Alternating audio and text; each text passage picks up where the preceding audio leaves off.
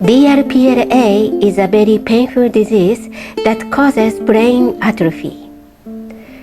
It's genetic and progressive, but it is not well known and support is lacking. We want more people to know about this disease, so we decided to share our story. Some names and details have been changed. We hope DRPLA become widely known, a cure is found, and fewer patients and families suffer. In the case of Miss E, my daughter is 27 years old and has DRPLA. She was born by C-section because she was in a breech position. I was told the umbilical cord was wrapped around her body, and I was worried. But she grew and developed well, just a little earlier than average. Then, around the age of 9, she started to fall behind in schoolwork. I wondered if she had a learning disability or some other developmental issue. But her teacher and people around her didn't say anything was wrong. I didn't know where to go for help, and I struggled alone at that time. At age 12, she had her first seizure. When she was 13, she took an intelligence test and was diagnosed with an intellectual disability. I felt relieved to finally understand the reason for her struggles with learning. But at the same time, I felt a mix of emotion, worry about her future, and if I could support her for her whole life. Also, she started to have seizures a few times a year.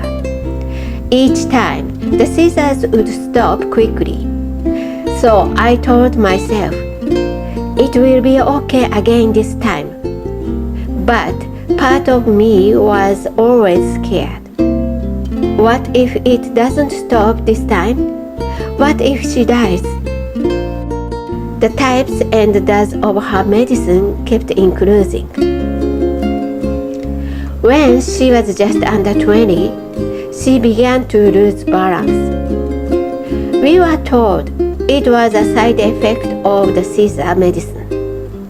But little by little, she lost more and more of her independence. She couldn't dress herself. She spilled food, and she started to wet herself. Even though she had been able to do daily tasks, she couldn't anymore. Her IQ also dropped. When she was 23, she was diagnosed with DRPLA.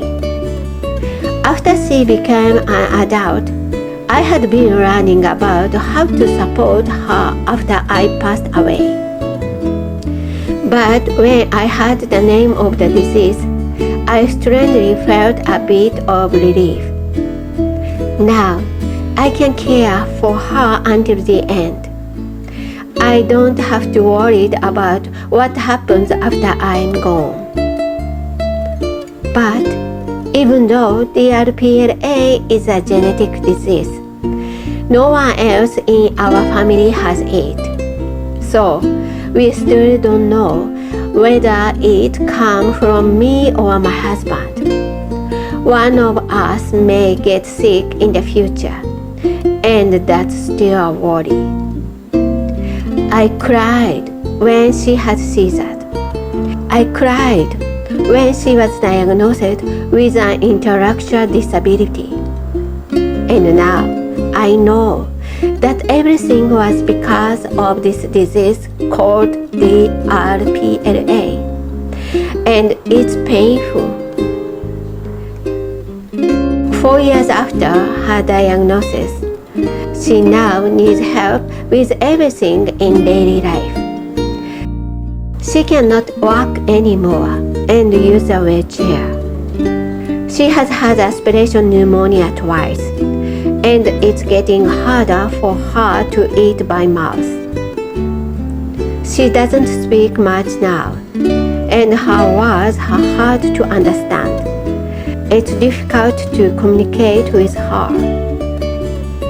When I think about her teenage years, how we worked so hard so she could live on her own even with a disability, it breaks my heart to see that everything she had learned is now gone.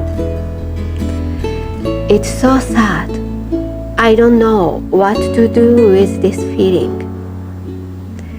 I truly hope a treatment will come soon, and that this sadness can finally end.